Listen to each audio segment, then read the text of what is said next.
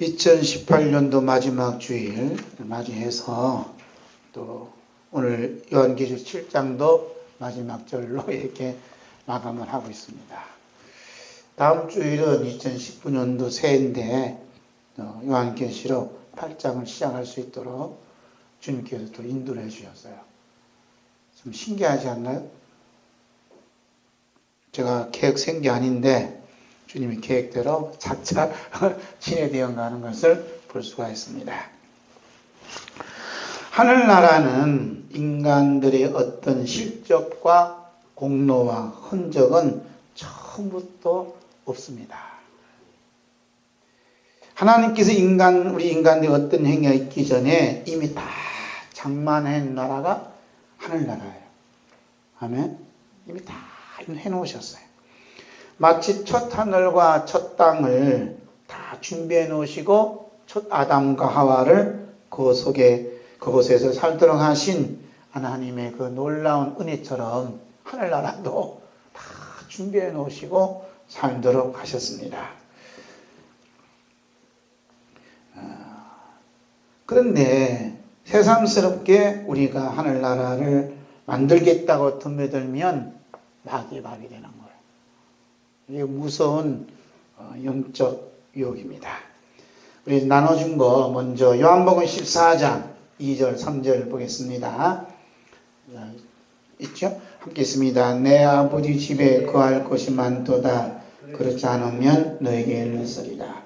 내가 너희를 위하여 거처를 예비하러 가노니 가서 너희를 위하여 거처를 예비하면 내가 다시 와서 너희를 내게로 영접하여 나 있는 곳에 너희도 있게 하리라.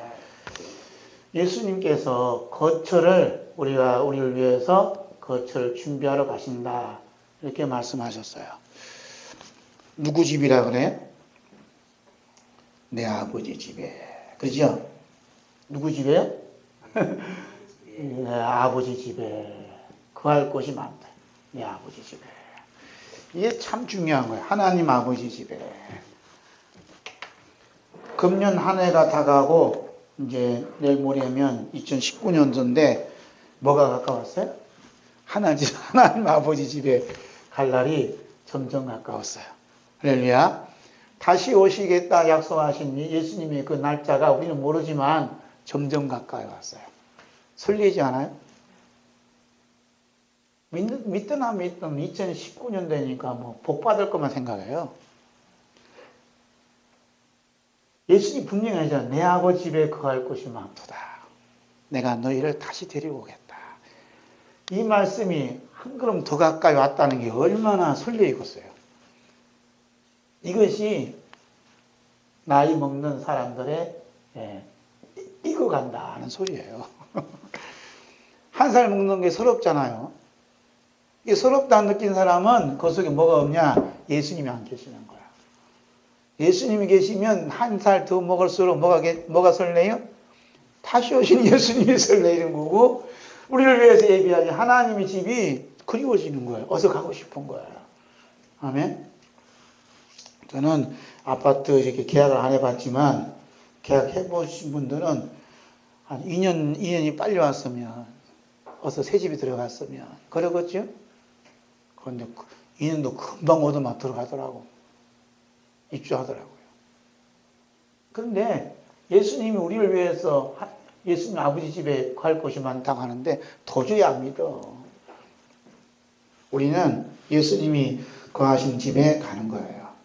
그 집에 들어가려고 우리 주님께서 오시는 겁니다. 아멘. 그런데 이렇게 하나님 집에 들어가는데 우리가 뭘 하려고 이렇게 덤벼들어요. 덤벼드는 모습이 어떤 모습인가 이런 말씀을 해요. 오늘 우리가 이 땅에 살면서 교회에 충성하고 주의 종도를 잘 섬기고 이웃들을 사랑하고 세계 선교 열심히 하면 이 모든 것들은 하늘나라의 곳간에 이렇게 저축하는 것이다. 이렇게 이제 제가 전에 그 설교를 했어요. 또 가르쳤습니다. 특별히 무슨 얘기하냐? 헌금을 해요. 헌금. 어떤 분이 이제 죽었어요. 그런데 분명히 사망은 했는데 어떻게 해서 기적적으로 살아났습니다. 그래갖고 살아났는데 막 울면서 막 깨어나는 거예요. 그래서 어째서 그러냐 그러니까 주님이 오셔서 자를 하늘나라로 데려갔대요. 데려갔는데 내가 거처할 집 보니까 초가집이래. 초가집이라서 펑펑 울었대요. 왜 주님 제가 구할 집에 초가집입니까? 하고 울었대요. 그 천사가 아무 소리 안 하고 또 딴 데 데려가더래. 보니까 막 기와집으로 되어 있어. 우랑하다는 거야. 그 저 집은 누구 집이냐니까 니네 교회 뭐 장로님의 집이래. 그래서 더 배가 아팠대요. 그래서 왜 제 집은 초가집이고 저 장모 집은 기와집이고 대골만한 기와집이냐니까 장모님은 한번 마냥 충성을 많이 했기 때문에 그 재료를 가지고 예수님이 집 그렇게 지어줬다. 너는 주일 성수도 안 하고 12조 떼놓고 막 헌금도 안 하는 게 이렇게 초라하지 않느냐 그러더라는 거예요. 그래서 예수님 저 살려주시면요 자 장모님보다 더 열심히 충성하고 헌금 더 많이 할 테니까 살려주세요 해서 살려줘갖고 왔다는 거예요. 그래서 10,000명이 모이는 교회가 간증을 했어요. 그 다음 주일 어떻게 되었어요? 헌금이 막 쏟아져 나오는 거예요. 여러분 어떻게 생각하세요? 저도 그럴 줄 알고요. 집사람하고 상의해서요. 여기 돌 반지도 바치고요. 결혼까지 바쳤다니까. 그 우리는 결혼 반지도 없어요. 바쳐버렸어요. 그게 이제 하늘꽃과 쌓인 줄 알고. 그런데 어느 날 갑자기 저도 몰라요. 어느 날 갑자기 예수님의 십자가가 제 앞에 딱 나타났어요. 근데 이것이 뭐냐? 이것이 마귀가 준 입감 딱 걸리던 거예요. 입감. 이 입감은 어디서 얘기해요? 낚시할 때. 낚시밥이요. 딱 걸리던 거예요. 그 말씀이 베드로전서 5장 8절이에요. 베드로전서 5장 8절. 한번 읽을까요? 시작. 근신하라 깨어라 너희 대장 마귀가 우는 사자같이 두루다니며 섬길 자를 찾나니. 이 마귀라는 놈이 얼마나 머리가 영리하냐면 항상 우리가 잘 되는 걸 원해. 너 이렇게 하면 하늘나라 곳간에 쌓여지고 많은 축복받는다. 그럼 너는 헌금 마냥 열심히 하라. 막 이렇게 해요. 그 마귀는 제일 먼저 유혹하는 자가 목사를 제일 유혹해요. 그냥 홀딱 넘어가요. 제가 한번 홀딱 넘어갔어. 마귀 감에 딱 걸리던 거예요. 여러분, 거짓 나사로하고 부자가 두 사람 얘기하잖아요, 예수님이. 그러면 헌금을 가장 많이 하는 사람이 누구요? 부자예요. 헌금을 해본 적이 없는 사람은 거짓 나사로예요. 할 것이 없어요. 충성 많이 하는 사람은 부자예요. 거짓 나사로는 교회 가꿨어, 못 가꿨어요? 교회에서 취임을 안 시켜요. 들어오고 싶어도 못 와. 왜? 냄새나서. 그건 하늘나라 가는 사람은 누구죠? 거짓 나사로. 지옥 간 사람은 시간 충성하고 헌금해놓고 지옥 가버렸어요. 이거 예수님이 말씀하시면요 깊은 의미가 있어요. 예수님이 내가 너희를 위해서 예비해 놓는데 예비해 놓은 그 재료가 우리 헌금 갖고 하는 데가 아니에요. 하늘나라는 우리하고는 아무 관계 없어요. 일방적으로 거짓 나사를 위해서 예수님이 집을 딱 마련해 놓은 거예요. 할렐루야. 이렇게 얘기하면 교회가 붕이 안 되는 거예요. 붕이 안 돼도 어떻게 해? 올바른 얘기 해야 돼. 왜? 마귀밥이 안 되려면. 죽고 나니까 지옥 가서 무슨 소용이 있어요? 죽고 나니까 천당 가 있는 게 중요한 것이지. 아멘? 얼마나 감사한지 몰라. 예수님이 다 해놓은 거예요. 그래서 마귀는 항상 우리 앞에 인간을 나를 갖다 놔. 내 앞에 또 하나 나를 갖다 놔요. 그래서 인간의 공로와 업적과 자랑과 이 모든 걸 자꾸 부추겨. 그래 너 이게 선악과 따먹으면 하나님 같이 된다. 너 열심히 하면 하나님이 기뻐하신다. 자꾸 누구를 부추겨요? 나를 부추겨. 나를 자꾸 나 잘됨, 나 성공함 이게 자꾸 부추겨요. 그러고 나서 하늘나라 가면 뭘 받는다고? 면류관을 받고 대골 같은 집을 짓고 하나님께 다 마련했다는 거예요. 그럼 아멘 그러지 뭐. 저도 그랬으니까. 그럼 예수님이 십자가 들이닥친 게 이게 마귀밥이라는 걸 알게 됐어요. 주여, 제가 마음이 덫에 걸려서 이렇게 밤이 되었습니다 하고 또 이제 회개하는 거죠. 그러면 성령님이 오시면 우리 앞에 뭘 내놔요? 성령님이 오시면 우리 앞에 예수님의 십자가를 다 세워놔요. 할렐루야.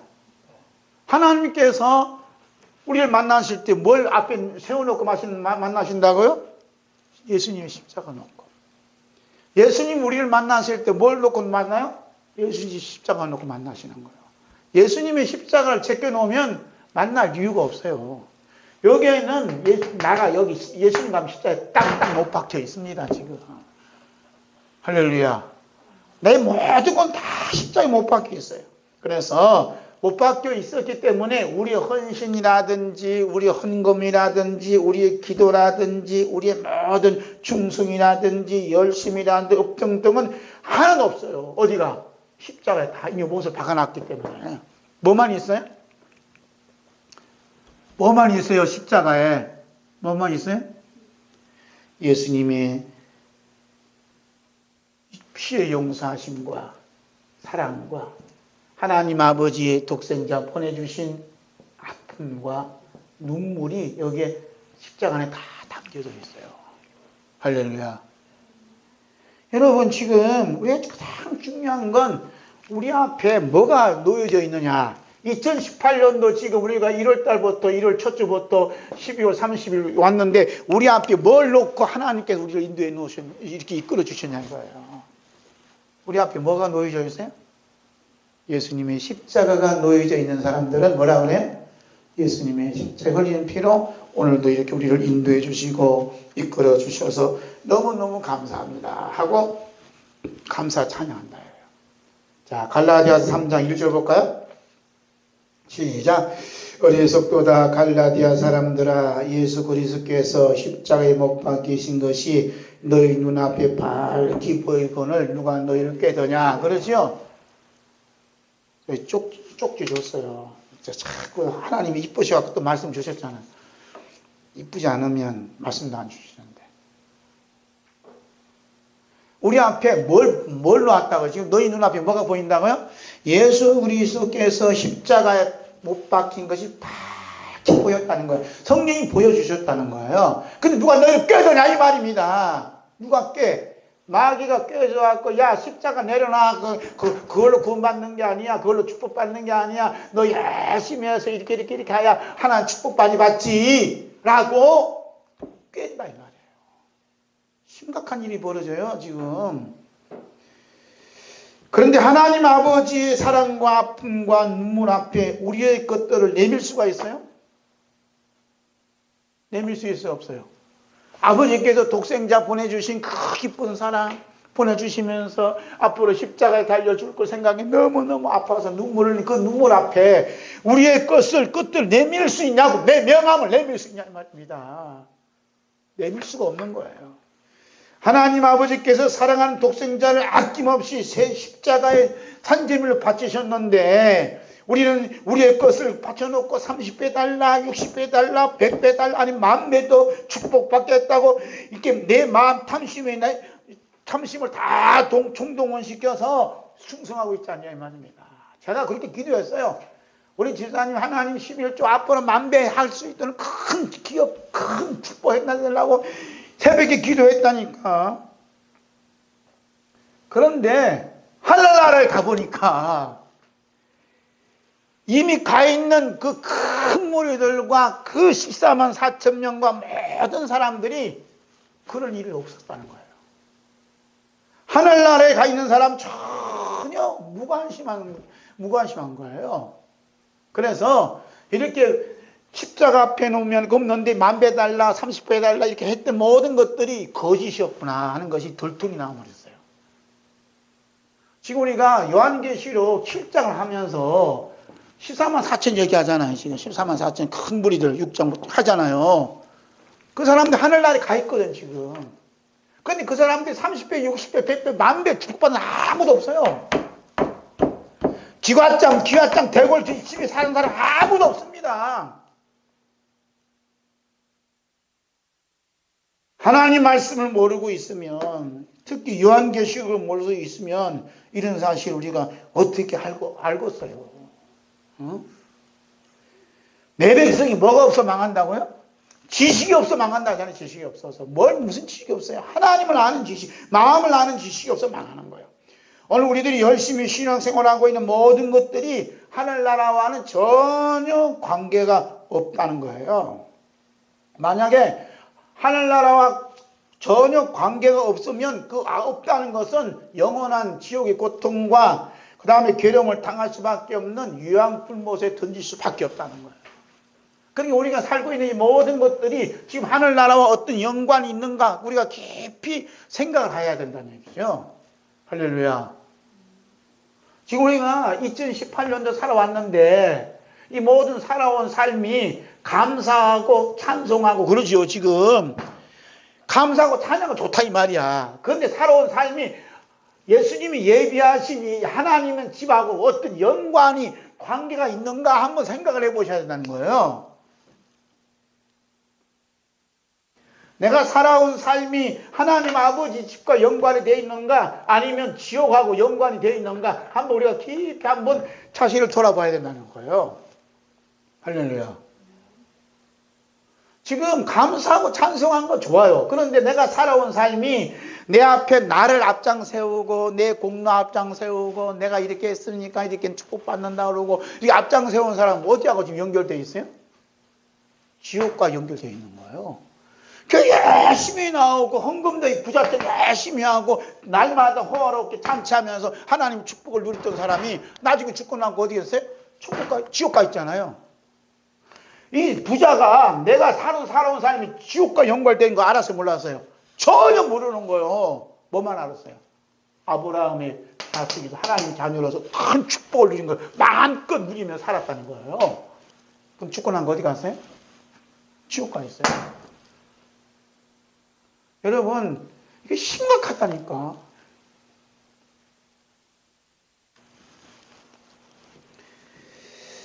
우리는 하루하루 살아가는 것이 얼마나 바쁘게 살아가는지 몰라요. 어제도 우리 장로님 한 분 오셨는데 너무너무 바쁘대요. 일은 4시인데도 불구하고 지금 새 건물 저 오정동 논수상 물그 뒤편에 건물 짓는데요. 자기는 성공했대요. 가스 성공했잖아요. 그래서 가스도 하나 가져왔잖아요. 지금 여기. 가스도 가져왔다니까요. 선물로. 보여드려요? 가스도 가져왔다니까. 선물을 받았어요. 야외에서 맛있는 거 먹으라고. 예?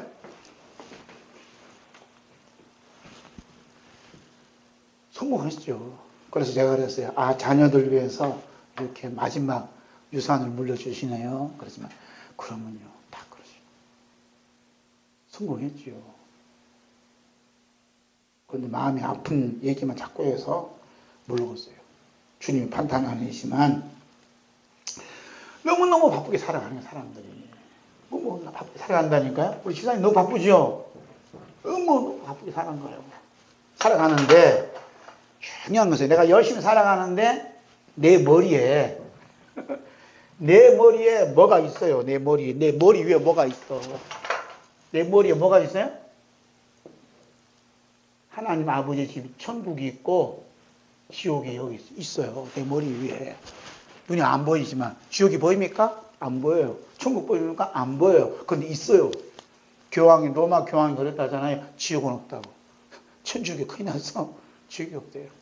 근데 뭐하러 천주교 다녀요? 지옥이 없다는데. 우리 머리 위에는 하늘나라가 있는지 지옥이 와 있는지 우리는 의식 없이 살아가요. 내가 이렇게 살아가는 것이 지옥에 가고 있는 건가 천국 가고 있는가 의식 없이 그냥 살아가요. 열심히 교회 나오면 천국 가는 줄 착각을 해요. 성경을 어떻게 보는지 모르겠어요. 이 지옥 간 부자가 불교인이 아니에요. 네? 다른 종교인이 아니에요. 하나님 아브라함 자손이에요. 근데 지옥 갔어요. 이 말씀을 보고서는 심각하지 않는다니까 지금. 축복을 누리면 그것으로 다 되는 줄 알아요. 그래서 그러니까 내 머리 위에 천국이 있고 지옥이 다 머물고 있는데 천국이 나를 사로잡을 수도 있고 지옥이 나를 사로잡을 수 있어요. 그런데 그것이 이제 탄로가 나그래요. 어떻게 탄로나는가 함께 볼까요? 탄로나는 모습이 베드로전서 1장 23절서 25절 함께 있습니다. 시작. 너희가 거듭난 것이 썩어질 씨로 된 것이 아니요 썩지 아니할 씨로 된 것이니 살아있고 항상 있는 하나님 말씀으로 되었느니라. 그러므로 모든 육체는 풀과 같고 그 모든 영광은 풀의 꽃과 같으니 풀은 마르고 꽃은 떨어지되 오직 주의 말씀은 새 수도 있도다 하였으니 너에게 전한 복음이 이미 이 말씀이니라 그랬어요.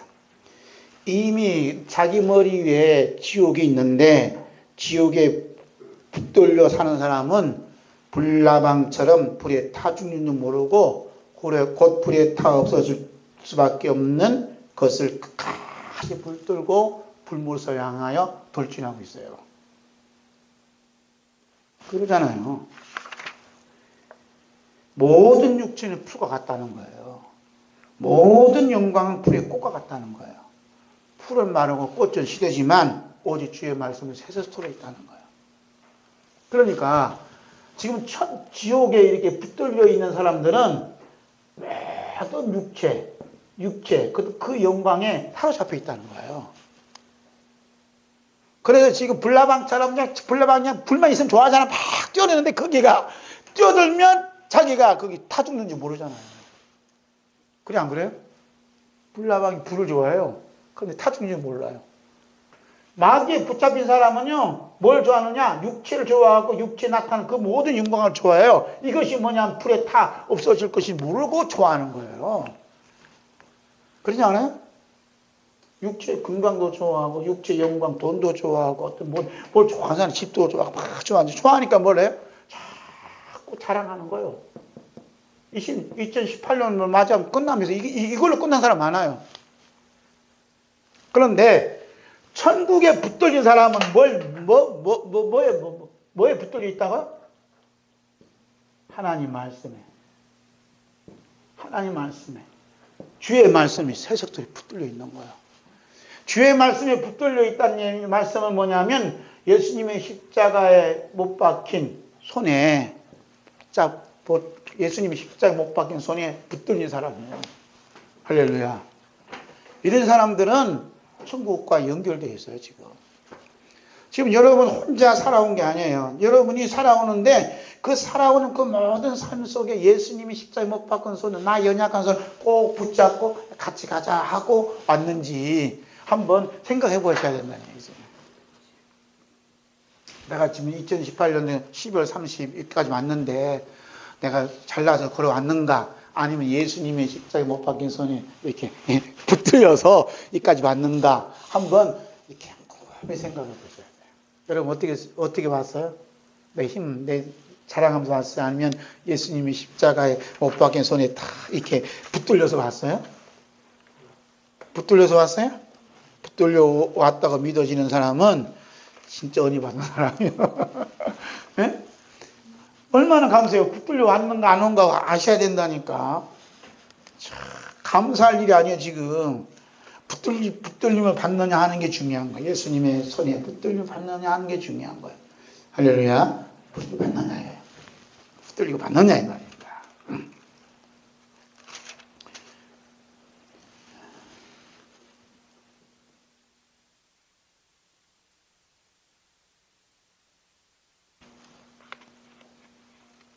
찬송가에도 있잖아요.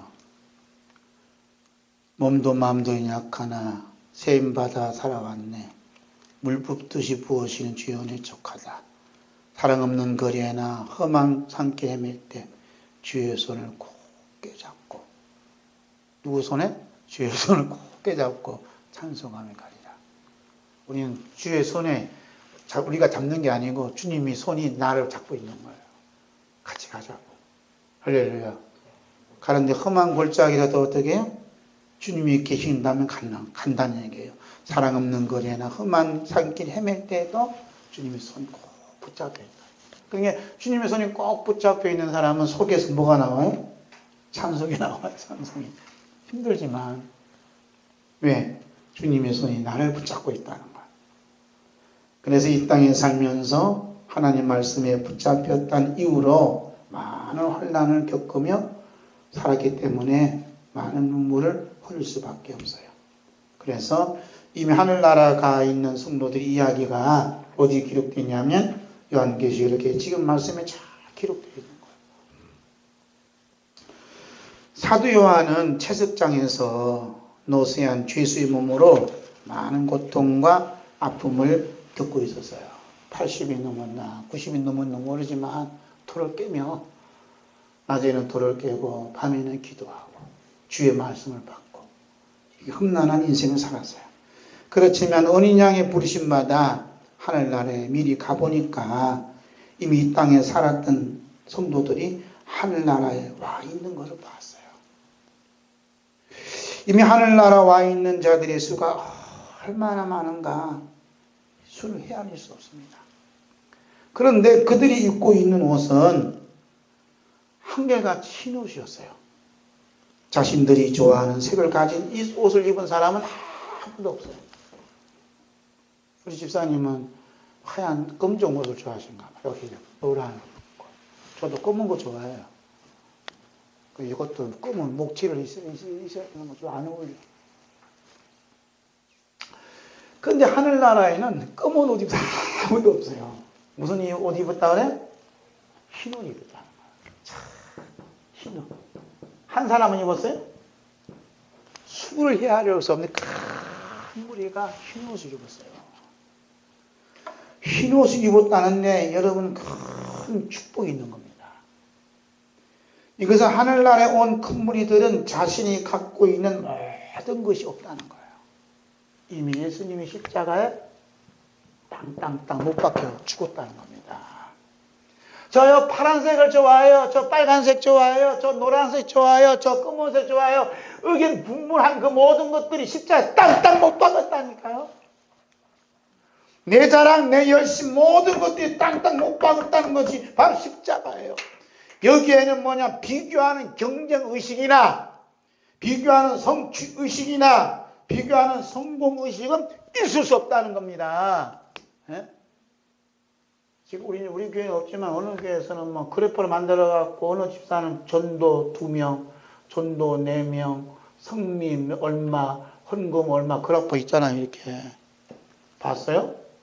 보험회사 같아. 보험회사 가는 거 있는 게 있더라고.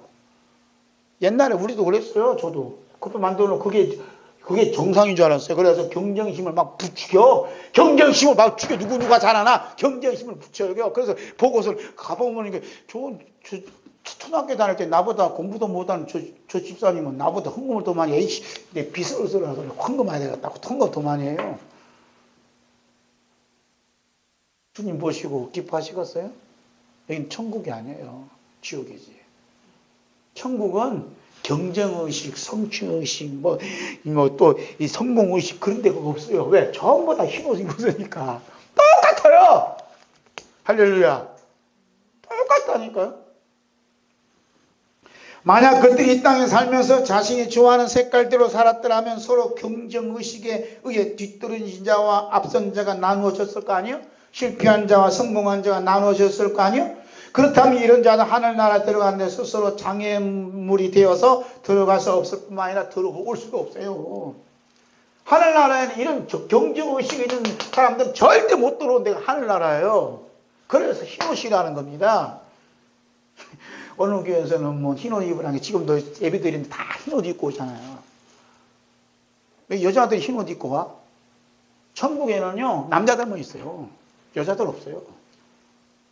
이따 얘기할 거예요. 여자들이 없다니까요. 근데 여자들이 있어요. 흰옷 입으면 남자 여자 성별이 없습니다. 똑같이 입어야 돼. 왜 남자들은 검정 거 입고 여자들은 흰옷 입어야 돼? 서울에 어느 큰 교회는 들어가면 10,000명이래요.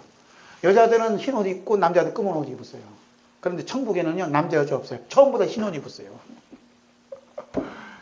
참 계시록을 알고 보니까요 참 재밌는 일들이 교회 안에 많이 일어나요.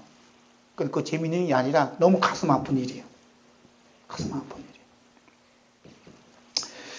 하늘나라 하나님 보좌 앞과 은인 양 앞에서 큰 소리 외쳤던 흰 옷 입은 사람들은 이미 이 땅에 사는 동안 하늘나라 가는데 장애가 되는 모든 것들은 깨끗이 청소가 된 사람들이에요. 무슨 얘기인지 아세요? 이런 경쟁의식, 성취의식, 성공의식은요 이미 다 깨끗하게 지워져서 흰 옷 입은 사람들이에요. 할렐루야. 누구는 뭐 귀하지 대골집에 살고 어느 집은 뭐 초가집에서 그런 게 없어요. 다 똑같이 무슨 옷 입었어요? 흰 옷 입었어요. 여러분이나 저나 흰 옷 입고 있는 거예요. 할렐루야. 하늘나라 이미 와 있는 장로 중에 한 분이 사도 요한에게 물어요. 이 흰 옷 입은 자들 누구면 어디서 왔느냐 이렇게 물었죠. 이때 사도 요한이 장로의 질문을 받고 뭐라 그래요? 내 주여 당신이 하시나이다. 얼마나 겸손해요? 내 주여 당신이 하시나이다. 공을 누구한테 돌렸어요? 장로에게 돌렸어요. 장로는 자신이 문제를 낸 것에 대한 정확한 정답을 알고 있었기 때문에 사도 요한에게 자세히 가르쳐 주었어요. 우리 함께 읽어볼까요? 사도 요한계시록 7장 14절 하반절 있습니다. 시작. 이는 큰 환난에서 나오는 자들인데 어린 양의 피에 그 옷을 씻어 희게 하느니라. 오늘 핵심은 어린 양의 피요. 오늘 핵심 뭐라고요? 어린 양의 피요. 어린 양의 피요. 큰 환난에서 나오는 자들인데 어린 양의 피에 뭐가 휘어졌다고 그래요? 옷이 휘어졌다는 거, 어린 양의 피에. 어린 양의 피는 어디서부터 시작되냐면 아벨의 제사에서부터 시작이 돼요. 그리고 이스라엘이 애굽에서 탈출하면서 본격적으로 출현이 됩니다. 어린 양의 피가. 그래서 출애굽기 12장 13절에서 14절 함께 읽을까요? 내가 애굽 땅을 칠 때에 그 피가 너희가 사는 집에 있어서 너희를 위하여 표적이 될지라. 내가 피를 볼 때에 너희를 넘어가리니 재앙이 너희에게 내려 멸하지 아니하리라. 너희는 이날을 기념하여 여호와의 절기를 삼아 영원한 규례로 대대로 지킬지니라. 아멘. 6월절은 애굽 넘어갔다는 것, 재앙이 넘어갔다는 것은요. 그래서 어린 양의 피를 발라라. 그 어린 양의 피가 묻어있는 그 무슨 집은 어떻게 된다 그래? 넘어간다잖아요. 하나님이 재앙이 넘어간다, 이 피가. 그런데 하나님께서 6월절을 지킬 수 있는 자격을 정해주셨어요. 그게 출애굽기 12장 48절이에요. 12장 48절. 이거 지우겠습니다. 이제 어린 양의 피가 참 중요한 거예요. 그런데 이 피를 설교한다는 것도 참 어려워요.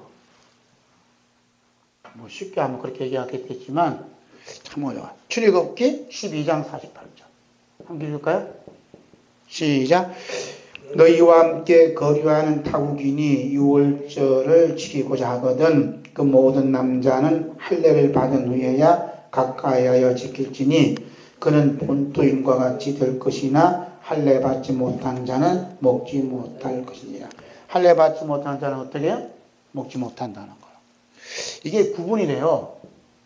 출애굽기 12장 13절 14절은 6월절이거든요. 어린 양 피예요. 제사를 드리고 출애굽기 12장 48절은 뭐라 그래요? 할례를 받아야 한대요. 할례 받지 아니하면 어린 양의 그 피를 살을 먹지를 못해요. 어린 양의 피를 먹지 못한다는 게 이게 무슨 얘기예요? 예수님의 살과 피를 먹을 수가 없어요. 예수님의 살과 피가 먹을 수 없다니까 성찬 예식에 참여할 수 없다라고 오해를 해요. 그게 아니에요. 영생함을 받지를 못해요. 예, 예수님의 살과 예수님의 피를 먹는 자마다 영생함을 받는데 영생을 받지 못해. 뭐가? 할례를 받지 못하면 할례를 받아야 된다는 거예요. 이것이 이제 오늘 말씀 푸는데 핵심이 되는 겁니다. 그러니까 어린 양의 피뿌림에 6월절을 참여할 수 있는 자는 어떤 사람이요? 반드시 할례를 받아야 돼요. 표지수로는 176쪽 보세요. 176쪽. 이 말씀 참 중요해요. 그리고 어렵기도 합니다. 제가 말씀드리기도 어려워요. 이미 이스라엘 백성들은 아브라함 때부터 할례를 받아왔지만 외국인은 할례를 받지 못했어요. 그러죠? 그래서 하나님께서는 외국인도 할례를 받음으로써 유월절에 참여할 수 있는 기회를 주는 거예요. 하나님께서 유월절을 지킴에 있어서 할례를 중요하게 여긴 것은 일찍이 아브라함과 세운 피 언약이 있었기 때문에 할례를 굉장히 중요하게 한대요. 무슨 언약이요? 피 언약. 따라합시다. 피 언약. 피 언약을 지켰다는 그 말씀이 창세기 17장 9절에서 14절 함께 있습니다. 시작. 하나님이 또 아브라함이 이르시되 그런즉 너는 내 언약을 지키고 내 후손도 대대로 지키라. 너희 중 남자는 다 할례를 받으라. 이것이 나와 너희와 너희 후손이 지킬 내 언약이니라. 너희는 포피를 베라. 이것이 나와 너희 사이의 언약의 표징이니라. 너희 대대로 모든 남자는 집에서 난 자나 또는 너희 자손이 아니라 이방 사람에게서 돈으로 산 자를 막론하고 난 지 8일 만에 할례를 받을 것이라. 너희 집에서 난 자든지 너희 돈으로 산 자든지 할례를 받아야 하리니 이는 내 언약이 너희 사이에 있어 영원한 언약이 되려니와 할례를 받지 아니한 자 곧 그 포피를 베지 아니한 자는 백성 중에서 끊어지리니 그가 내 언약을 배반하였습니다. 아멘. 할례를 받지 아니하면 하나님의 언약을 배반했다는 거예요. 할례를 받지 아니하면 하나님 백성이 될 수 없어요. 그러니까 할례가 굉장히 중요한 거예요. 할례가. 그러니까 이것은 이제 유대인들이 하는 것이기 때문에 겉으로 드러나기 때문에 잘 이해가 안 돼요. 그런데 요한계시록에서 이렇게 예수님의 어린 양의 피를 보면 이게 보이는 거예요. 할례가 뭔가. 함께 볼까요? 하나님 나라 이미 가 있는 큰 무리들이 어린 양의 피에 그 옷을 씻은 그 흰 옷 속에는 하나님께서 아브라함과 세운 피 언약의 할례가 담겨져 있어요. 그리고 유월절에 흘린 어린 양의 피가 담겨져 있는 것이 뭐냐면 어린 양의 피요. 어린 양의 피. 여기 다 이게 담겨져 있어. 어린 양의 피가. 그 피가 구분이 돼요. 하나는 유월절 어린 양. 하나는 할례. 이건 어린 양이고, 여기는 이제 할례 받는 거잖아요. 이거 할례할 때 피가 쏟아지잖아요. 그죠? 그 할례는 어떤 의미가 있느냐 하는 거예요. 그래서 이제 유대인으로 난 남자든지 외국인 난 남자들은 전부 다 포피를 베어서 하라는 얘기예요. 그게 뭐냐? 포피를 벤다는 것이 육적인 노선이 있어요. 육신적인 그 노선을 하나님께서 끊어버리겠다는 거예요.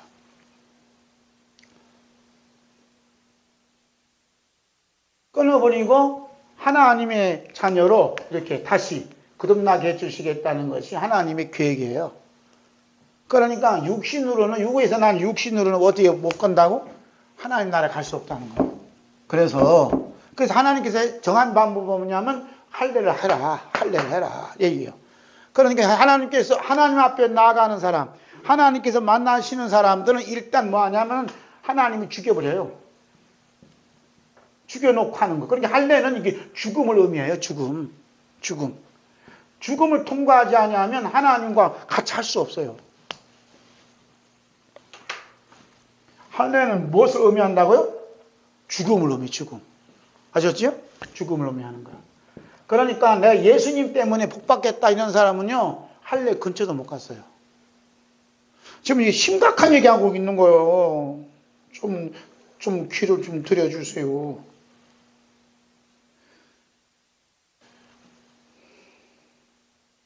하나님께서 이스라엘 백성이든 외국인이든 할례를 행하라고 하신 것은 하나님께서는 우리 육신적인 육종의 노선을 내려오니 모든 것을 하나님께서 파괴시키겠다, 죽이시겠다는 거예요.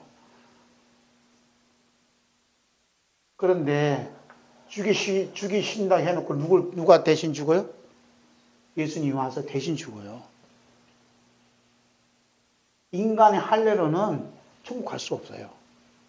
예수 그리스도의 십자가에 흘린 피 할례로만 천국 갈 수 있어요. 이 말씀이 뭐냐? 어린 양의 피요. 그래서 바울사도가 뭐냐면 내가 예수 그리스도와 함께 십자가에 못 박혀 죽었나니 이 말이 뭐냐? 이게 할례를 받았다는 거예요. 할렐루야. 그러니까 여기는 남자 여자든 다 포함이 되는 거예요. 제가 말씀드리는 것은. 그러니까 여기 할례를 받은 사람들은 아까 얘기한 것처럼 내가 헌금을 많이 해서 하늘나라 곳간에 쌓아놓으면 하나님께 나를 위해서 우리 주님께 나를 위해서 큰 아파트 맨션 아파트 지어 주겠지. 요거 마귀 밥이라니까요. 그런 건 없다는 얘기예요. 이런 욕심을 가진 사람은요 절대 천국 없습니다. 왜? 할례를 안 받았으니까. 할례는 뭐냐? 그런 생각을 다 십자가에 못 박는 거예요. 그래서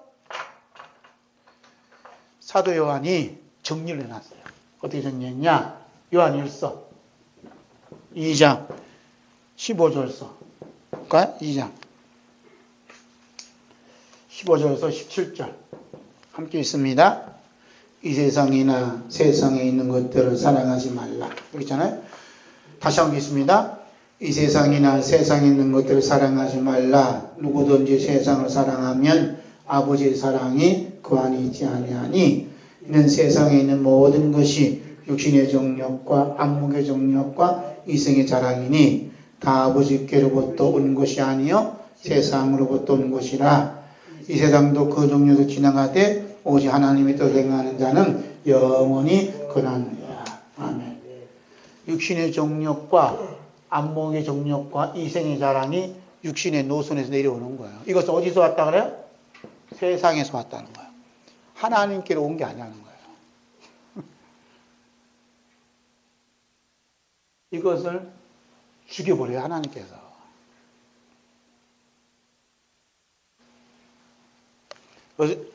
어저께 그 장로님 오셔서 이제 알고 보니까 저 고등학교 동문이에요. 그래서 장로님 동창 중에 목사님 한 분 계세요. 그래서 안양에서 개척을 해서 한 200명 이렇게 교회를 부흥시켰대요. 잘 됐죠. 근데 옆에 교회가 문제가 생겼어요. 그래서 옆에 교회에서 이 목사님을 초빙을 했어요. 너무 잘하시니까. 그 옆에 교회가 300명 모여요. 그러니까 목사님 입장에서는 200명이 모인 교회를 버리고 갈 수 없잖아요. 그래서 두 교회가 합쳐서 그러면 한번 모시자 해서 500명이 됐어요. 성공했어 안 했어요? 성공했죠. 그런데 두 팀이 여기 라이벌이 생겼어요. 육신의 정욕과 안목의 정욕과 이생의 자랑 여기서 판을 쳤어요. 결국은 목사님이 쫓겨났어요. 그리고 찾아온 것은 암이 찾아왔어요. 세어버린 수술했어요. 왜 그래요? 스트레스 너무 받아서. 그래서 지금 70이 넘었는데 기도원이나 할까 그래 생각해요. 하나님은요 죽여버려요. 말 안 들으면. 그런데 이 죽음을 누가 대신 죽어요? 예수님이 십자가에 대신 죽었다는 사실이 복음이에요. 그 복음을 받아들이면 200명이든 20명이든 2명이든 관계없어요. 할렐루야. 그런데 그게 없거든. 예수님과 함께 십자가에 못 박은 그 사건이 없거든요.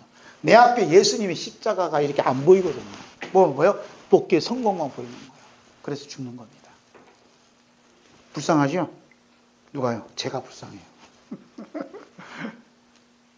그래서 이 할례라는 것은 육신의 종류, 안목의 종류, 이생의 자랑을 내가 버린다고 버려지는 게 아니라 이미 예수님 십자가에 다 못 박아 죽여버렸어요. 그런데 하나님이 여러분과 저를 그쪽으로 딱 합류를 시켜버려요. 그러면 뭐예요? 거기에 대한 관심이 없어요. 뭐만 관심이 있어요? 십자가에 대한 관심만 밖에 없어요. 할렐루야. 우리는 인간 본성이 육신의 노선이 다 똑같아요. 기회만 되면 큰 거 하고 싶어요. 갖고 싶은 거예요. 명성교 목사님이 아들한테 교회 물려줬다니까 어떤 젊은 목사가 자기 목사 사직을 해버렸어요. 이런 더러운 통합적 목사 안 하겠다고. 지가 왜 더럽다 깨끗하다 왜 지가 판단해? 지가 지 맘대로 목사 사직을 해? 하여튼 웃기는 사람들 많아요. 뭘 못 만났어요? 십자가를 못 만났어요. 십자가를 못 만나면요, 십자가가 나를 덮쳐오지 않으면 천국 가는 무한한 거예요. 십자가 내 앞에 십자가 딱 들이쓰는 순간 내 욕심은 망가져 버리는 거예요. 출세 이런 거 없어요. 경쟁의식 이게 없어요. 뭐만 있어요? 오직 주 예수 십자가만 있어요. 할렐루야. 바울 사도가 목회 성공했어요? 사도 요한은 목회 성공했어요? 큰 건물 지었어요? 아니요. 오직 십자가예요. 오직 살아계신 하나님 말씀만 있는 거예요. 믿습니까? 오직 성경책만 남겨놨잖아. 성경책만. 사도 요한복음, 요한계시 남겨놨잖아요. 할렐루야. 그래서 저는 이 책을 남기고 싶은 거예요. 그래서 교육보다는 책을 뭐 잘 쓰지 못하는 책이지만 뭐 원해도 안 되지만 그러나 책을 남기고 싶다. 누군가는 주님께서 보게 하셔서 읽게 해주시고 새로 은혜를 받게 해주면 좋겠다 하는 마음이 간절한 소망이 생긴 거예요. 잘나서 똑똑해서 생긴 게 아니라. 할렐루야. 그래서 계시록은 너무너무 감사해요. 이건 기적입니다. 이건 기적이 하나님께서 주신 귀한 선물이. 그래서 이제 사전 9장까지 하고 9장부터 또 10몇 장이요? 그거까지 쭉 해놨거든요. 내년 것도 준비하고 있어요. 다 해놨는데 읽어보니까 이거 제가 쓴 게 아니에요. 주님께서 주신 귀한 선물이에요. 이게 어린 양 피 가지고 이렇게 설명이 된다는 게 참 저도 알다가도 모르겠어요. 할례는 뭡니까? 내 욕심이 주님 오셔서 다 끊게 해주시는 거. 날 대신 다 뭐만 바라보게? 어린 양 십자가. 그래서 이게 그래서 내가 이상한 거예요. 왜 목사님들이 어린 양의 피에 대해 십자가 얘기해서 얘기 안 하는가 했지만 주님이 안 주시는 거 못해요. 왜냐하면 육신의 종류, 안목의 종류, 이생의 자랑이 붙어 있으니까. 이분요, 어린 양의 피 십자가 얘기하잖아요. 할 수 없지만, 이게 할 수도 없어요. 욕심을 챙겨야 돼. 내년 전도 목표, 교회 목표 500명이 돼야 되는데, 예산이 얼마 돼야 되는데, 다 하여. 그거 무단 목회에 실패한 거예요. 그렇지 않아요? 예산이 하향되는데 우리 교회밖에 없어요. 그 자랑스럽게 해. 저 내년 목회 사례비 10만 원이요. 하향은 딴 데는요, 다 올라가요. 그래야 성공이에요. 그런데 십자가 안에 들어오면 그게 없어요. 다 없어져. 다 녹아져. 뭐만 있어요? 예수님 십자가 피만 있을 거예요. 그래서 그 피로 씻음받은 사람들이 뭘 입었다 그래요? 흰 옷을 입었다는 거예요. 그럼 예수님 덕분에 내가 더 잘 되고, 예수님 덕분에 더 행복하고, 예수님 덕분에 더 번성하고, 예수님 덕분에 더 축복받고, 예수님 덕분에 내가 더 건강해야 되겠다는 이 믿음을 가진 사람은 이 할례에 근처도 못 오는 사람이에요. 할례 근처도 못 왔다는 얘기는 예수님의 피와 살을 먹을 수가 없어요. 예수님이 살을 먹지 않으면 영생이 없어요. 영생이 없으면 하나님 아버지 집에 갈 수가 없어요. 어떻게 하면 좋습니까? 저는 예수님 덕분에 더 잘 되고 싶고, 더 훌륭한 사람 되고 싶고, 더 큰 목회를 하고 싶었거든요. 그런데 십자가를 만나는 순간 깨부셔지는 거예요. 어느 길을 택할래? 가만히 보니까 20일 옛날에 20일 금식 기도할 때 그때 뭔가 있었던 것 같아요. 그러더라고요. 목사님은 십자가를 택할래요? 교회 부흥을 택할래요? 이거 묻더라고요. 누가? 목사님이. 장문. 거기 하나님께 보내준 천사가 봐. 전 십자가를 택할게요. 그렇죠. 그럼 배고플 텐데요. 배고프면 어때요? 그러면 손가락이 발 텐데요. 손가락이 받으면 어때요? 주님보다는 더 알아줘. 이런 사람 처음 만났다. 그때부터 이제 십자가에 대한 피에 대한 말씀을 이렇게 하잖아요. 그때부터. 그래서 아시죠. 어린 양의 피로 씻음받아 흰옷을 입은 무리들이 이 땅에 살아온 삶은 예수님 덕분에 더 잘 살고, 예수님 덕분에 더 행복하고, 예수님 덕분에 더 축복받고, 예수님 덕분에 더 건강한 사람은 아무도 없어요. 이게 기적이에요. 지울게요. 어린 양 피로 흰 옷을 입은 사람은요, 예수님 덕분에 흰 옷 입은 사람은 예수님 덕분에 이런 일이, 근데 육신의 종료, 안목의 종료, 이생에 자랑할 만한 것이 아무것도 없어요. 개척에서 200명 모았다. 개척에서 1000평 줬다. 개척에서 한 1년에 헌금이 100억, 1000억 나온다. 이런 자랑이 없어요. 뭐만 자랑했어요? 어린 양의 피에 흰옷을 씻어 흰옷을 입었습니다. 그밖에 없는 거예요. 그래서 예수님이 미리 얘기하잖아요. 천국에 복음이 임하면, 천국의 복이 임하면 어떻게 된다 그래? 천국의 복음이 임하면 가난하게 된대요. 천국의 복음이 임하면 가난하게 된대요. 마태복음 5장 3절. 그러죠? 10년이, 여기다 10년이 가난한, 이게 붙여놨지. 10년이 가난하든 60년이 가난하든 하여튼 가난해져요. 그 다음에 두 번째는 뭐라 그래? 애통한다는 애통. 애통한다. 늘 울 일이 생겨요. 마태복음 5장 4절. 애통해. 그 다음에 세 번째는 뭐라 그래? 줄이고 목말라요. 줄이고 목말라. 마태복음 5장 6절. 그리고 눈물 흘리는 고통과 아픔과 핍박을 겪게 돼요. 마태복음 5장 10절. 그 다음에 바울 사도처럼 어떻게 돼요? 병들게 돼요. 고린도후서 12장 7절. 병들게 돼요. 그래서 육체에 가시고 사탄의 사자를 하나님 나에게 붙여줬다는 거예요. 그러니까 천국의 복음이 임하면요, 영과 육이 잘 되는 게 아니에요. 예수님 말씀처럼 되는 거예요. 영과 육이 잘 된다는 것은 그분들이 하나 만드는 얘기고, 예수님 만든 얘기는 이렇게 된다는 거예요. 이렇게 살아오신 분이 누구죠? 예수님이에요. 할렐루야. 예수님 얼마나 가난했으면 뭐가 둘 곳이 없다고? 머리 둘 곳이 없대요. 여러분 아무리 가난해도 머리 둘 곳 집 있잖아요. 방 한 칸 있잖아. 새들어 살든 어떻든 쪽방이든. 그리고 우리가 아무리 못 살아도 예수님보다는 부자예요. 가난한 척에 들지도 못하는 거예요. 그런데 하나님께서 뜻이 계셔서 우리나라를 가난하게 만들어요. 가난하게 만든다고 지금 하나님 작업하고 있어요. 누구를 통해서? 지금 대통령을 통해서. 이 얘기는 오해하려고 했는데, 주님께서 새벽에 저를 잠을 못 재워요. 깼어요. 나라 걱정해서. 나라 걱정하니까. 우리나라가 이렇게 이제 지도가 있잖아요. 선박이 있으면 지금 정부에서 하는 것이 이렇게 이제 철도 놔준다. 그 다음에 이렇게 고속도로 놔준다. 그 작업하잖아요. 착공했어요. 그리고 이것이 중국하고 러시아하고 저 유럽까지 연결돼 비행기 안 타고 갈 수 있어요. 그러니까 지금 젊은 사람들 꿈이 부풀어 있어요. 야, 이제 기차 타고 이제 러시아도 가고 중국도 저도 갈 수 있구나. 꿈이 부풀어 있어요. 전부 이렇게 해요. 줄이 놔졌어. 그런데 지금 여기에 그러려면 뭘 하냐면 원자력? 지금 우리가 전기 쓰는 게 이게 뭐지? 핵발전소. 이걸 깨부셔버렸어요. 그래서 보여준 게 우리나라가 하나의 몸이요. 내 몸이라 생각하면 지금 중환병이 들었어요. 그래서 이게 줄이 뭐냐면 이게 어떤 것은 산소호흡기, 그 중환자실에 가 있는 그 환자를 생각하시면 돼요. 그 줄이 다 꽂아 있어요. 다 꽂아 있어요.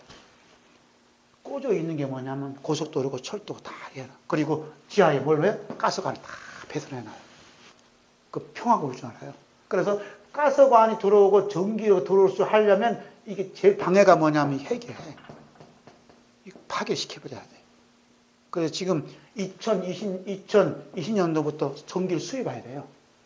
심각한 일이 벌어져요. 그리고 가스관이 들어와야 돼요. 그렇지 않으면 안 돼. 우리나라가 지금 100% 이게 핵으로 이게 발전이 돌아가거든요. 그래서 전기세가 싸.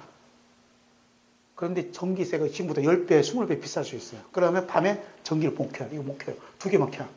중국이나 이런 데 왜 전기가 이렇게 없어진 줄 아냐면 전기세가 비싸서 불을 못 켜요. 우리나라는 저 하늘에서 인공위성을 보면 대낮이에요. 밤에도. 그런데 대낮도 캄캄해져요. 전기세 너무 비싸요. 문제는 뭐냐? 이 북한에서요. 가스관 틀어 막으면요. 겨울에 가스가 없어요. 얼어 죽어요.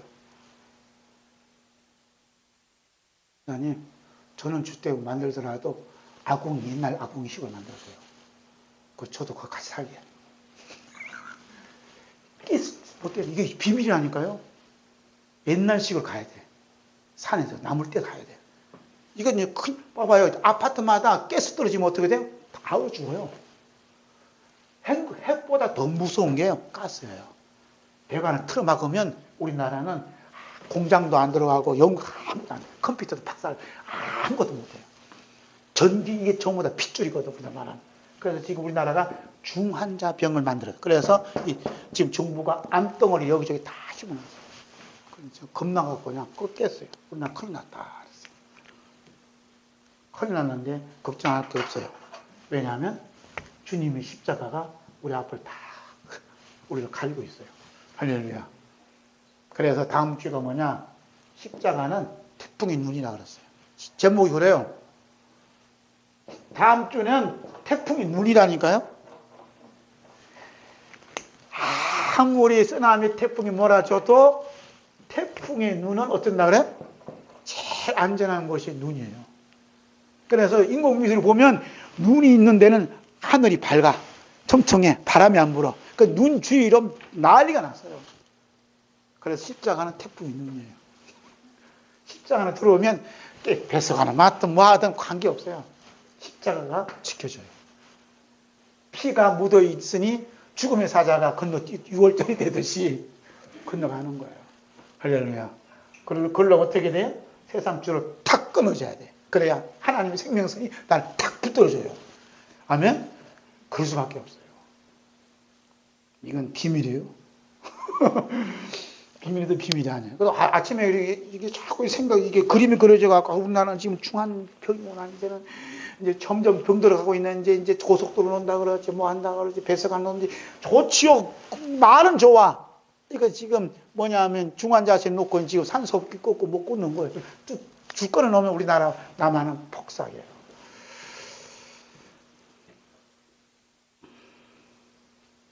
어떻게 하라고요? 아궁이 그 구절 만들어야 된다니까. 주님 오실 때까지 그렇게 살아야 될 거 아니에요.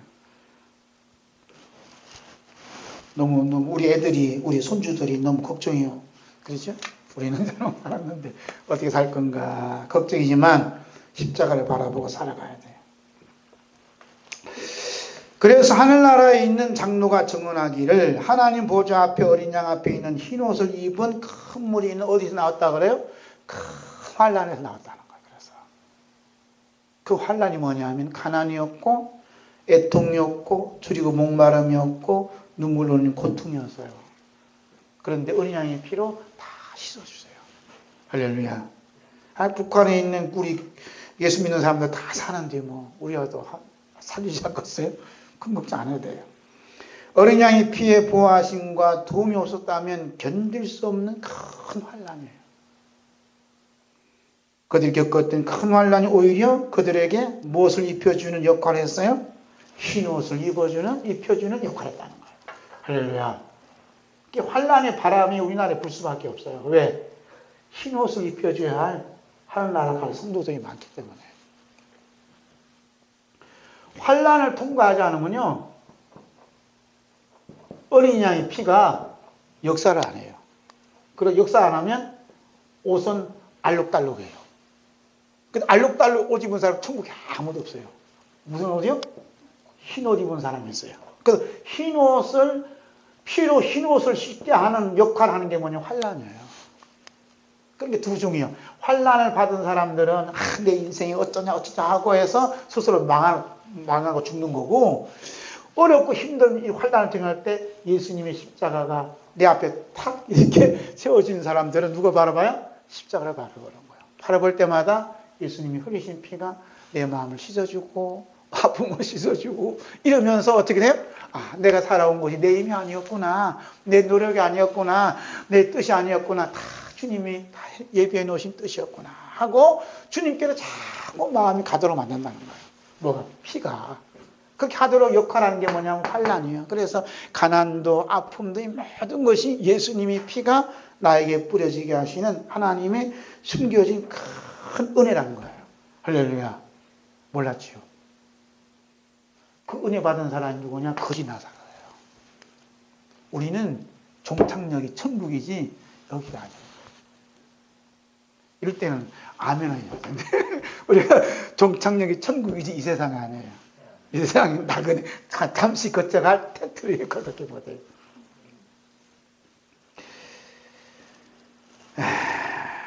만약에 그들에게 큰 환난이 없었다면 어린 양의 피뿌림도 어린 양의 피에 깨끗게 하심도 없었을 것입니다. 이 땅에 남아있는 자, 살아있는 자들은 어느 누구나 할 것 없이 큰 환난을 겪을 수밖에 없어요. 예수님께 직접 말씀했죠. 마태복음 24장. 예수님 하신 말씀이 그대로 이루어지는 거 어떻게 할 수 없어요. 마태복음 24장 21절 22절 함께 읽습니다. 시작. 이는 그때에 큰 환난이 있겠습니다. 창세로부터 지금까지 이런 환난이 없었고 후에도 없으리라. 그날들을 감하지 아니하면 모든 육체가 구원 얻지 못할 것이나 그러나 택하신 자들 위하여 그날들을 감하시리라. 여기 또 비밀이 담겨져 있는데 앞으로 예수님 하신 말씀이 큰 환난이 있대요. 우리는 뭐라 그래요? 큰 평화가 있대요. 이 가짜, 거짓된 평화예요. 누구 말씀이 맞아요? 예수님 말씀이 100% 맞아요. 이건 100% 거짓말이에요. 평화가 없어요. 잠시 북한에서 문을 열어줘요. 잠시 닫아버려요. 그리고 닫아버려요. 이게 30년 전에 요한계시록 강의했던 목사님 설교가 생각이 나네. 그 박성보 목사님 그랬어요. 여기 저기 어디지? 신도안 그쪽에 장성 거기 이제 있고 교회가 논산 훈련소 뭐죠? 논산 훈련소 지역이 연무대 교회 다니면서 왔어요. 연무대 교회 다니면서 지금 돌아가셨는지 모르지만 이게 생각나네. 잠깐 문을 열다가 닫아버린 거예요. 나 그 말이 이게 닫는다는 게 다 끊어버려요. 이제. 송수관, 가스관 다 끊는다니까 기름값 다 끊어버리면 이제 기름값 폭등하고 전기값 폭등하고 어떻게 할 거예요? 그런데 택하신 자들은 그 날을 감해 주신대요. 이 말이 무슨 말일까요? 이게 구약에 기록되어 있어요. 볼까요? 출애굽 12장 13절 함께 있습니다. 내가 애굽 땅을 칠 때에 그 피가 너희가 사는 집에 있어서 너희를 위하여 표적이 될지라. 내가 피를 볼 때에 너희를 넘어가리니 재앙이 너희에게 내려 멸하지 아니하리라. 그러죠? 피를 볼 때 넘어간다잖아요. 넘어가는 게 6월절이요. 아멘. 예수님 피가 택하신 자들을 보여주신다는 거예요. 할렐루야. 예수님 피 없이는 살아올 수 없었던 분이 뭐냐? 천국에 이미 가 있는 흰옷 입은 사람들이에요. 무슨 힘으로 살아가실래요? 돈 힘으로? 아니면 어린 양의 피의 힘으로?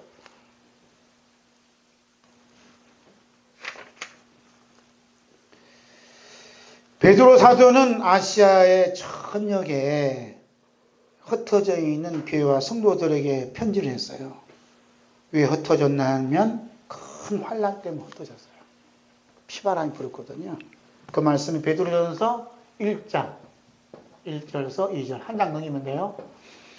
178조 함께 있습니다.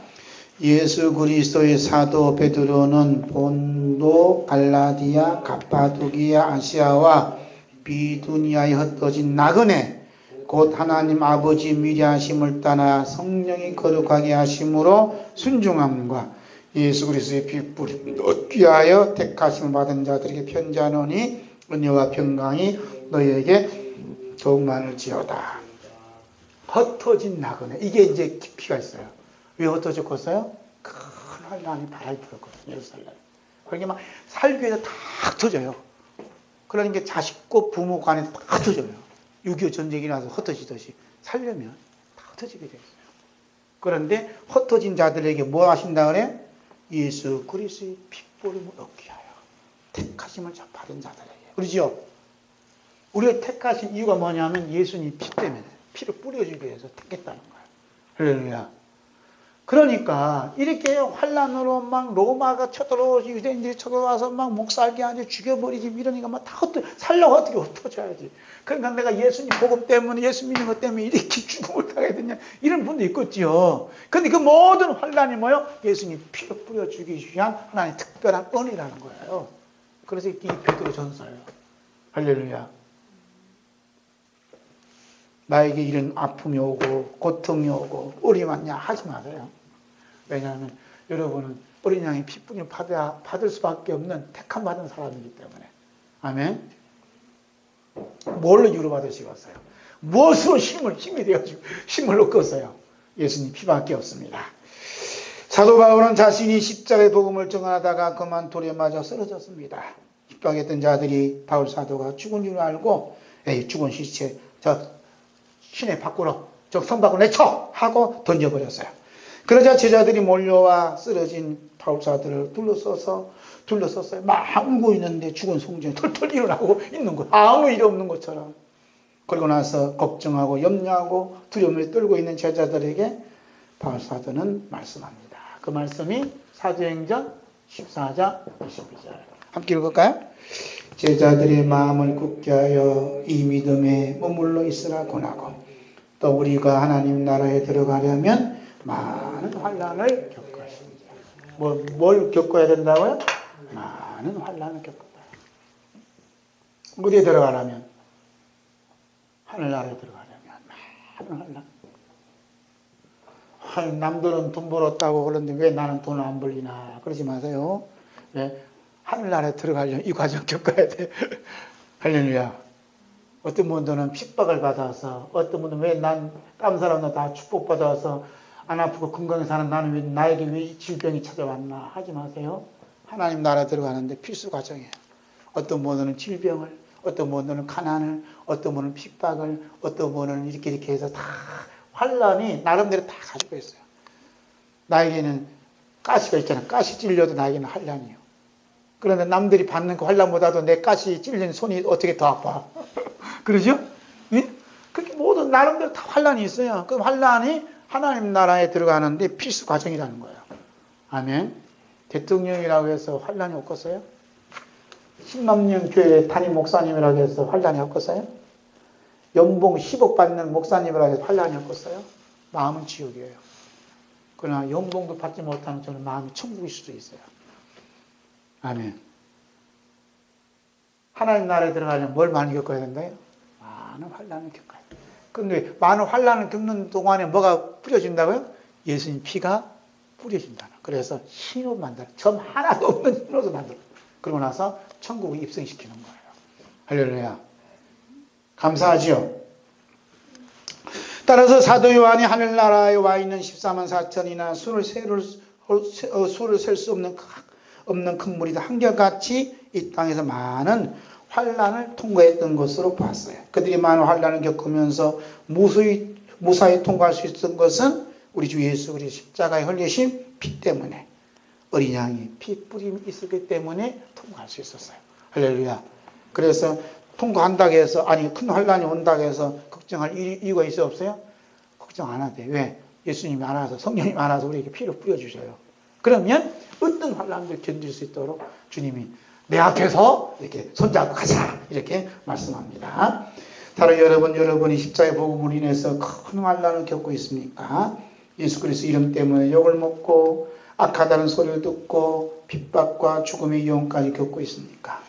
천국에 임한 복으로 인해서 가난해지고 애통할 일이 생기고 줄이고 목마른 일을 만났습니까? 그때마다 날날신하여 채찍에 맞아 피투성이 되어 큰 고통을 겪으시면서도 무거운 십자가를 지시고 쓰러지시고 넘어지시면서 걸어가셨던 예수님의 그 무거운 십자가를 주님과 함께 지라고 주신 주님의 특별한 은혜란 사실이 믿어지는 은혜가 있음을 바라봐야 돼요. 예수님이 무거운 십자가를 주님과 함께 지는 순간 내 몸에는 예수님의 피가 묻어지게 돼요. 예수님의 피가 내 몸에 진동하게 됩니다.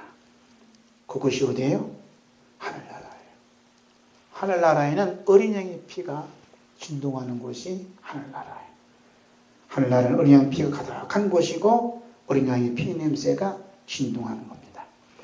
그래서 어린 양의 피 앞에 천군천사들과 24장로들과 14만 4천의 성도들과 서로 헤아릴 수 없는 큰 무리들이 무릎을 꿇고 경배하지 않을 수 없어요.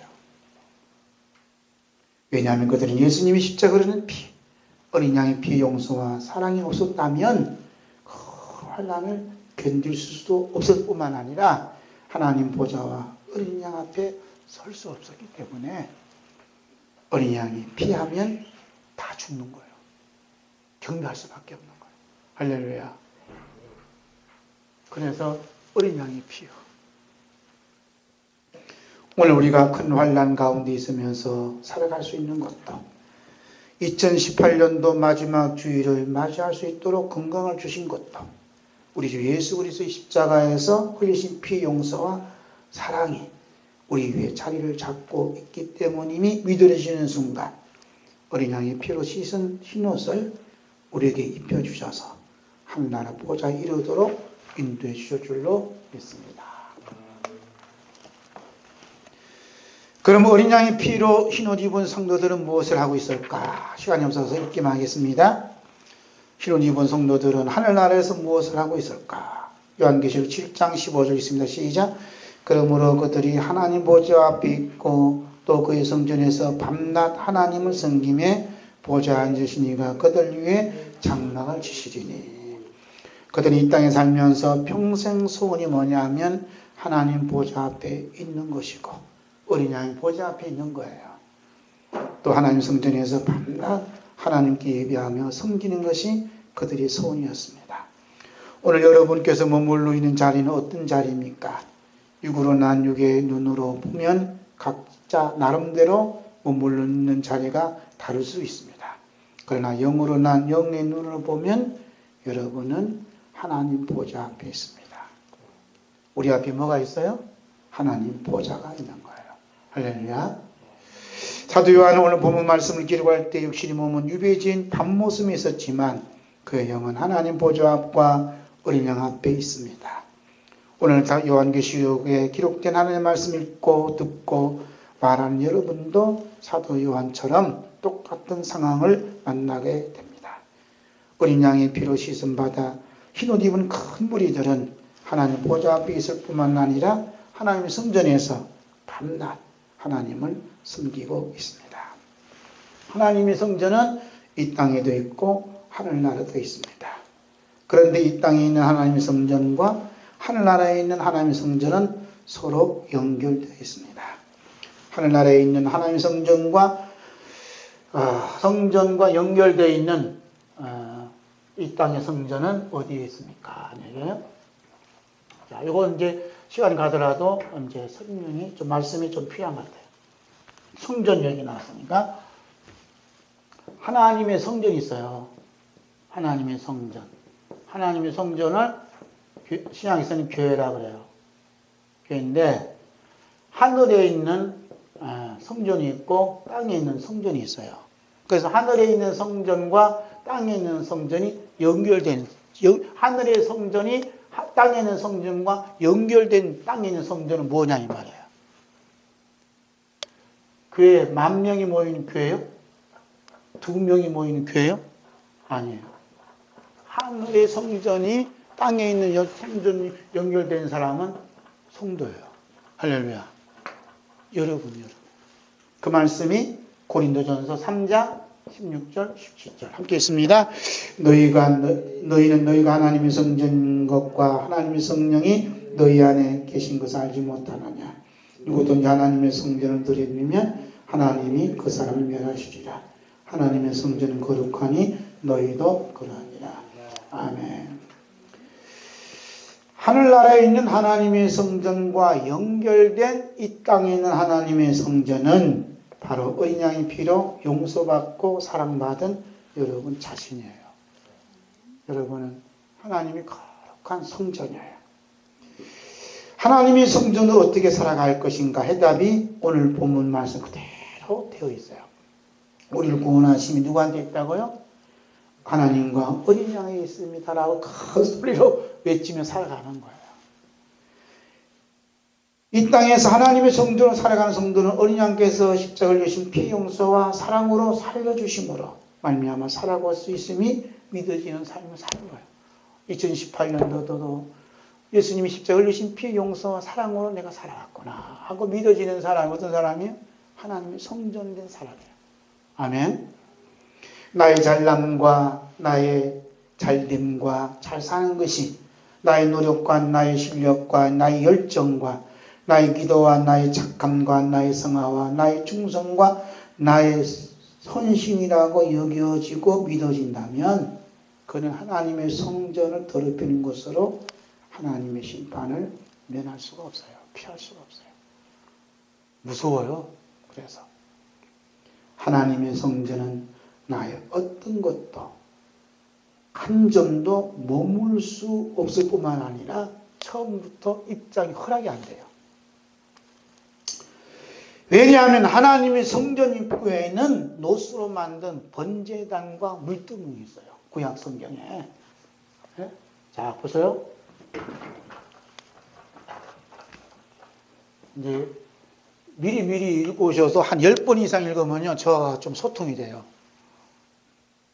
그러면 주님이 저를 입을 통해 더 이렇게 말 잘할 수 있도록 보내주신다고. 이게 하나님의 성전이에요. 이게 마당이라고. 입구에 뭐가 있냐면 물두멍이 있어요. 대야가 물 씻을 때. 그 다음에 번제단이 있어요. 여기는 양을 잡아요. 물과 피가 있어요.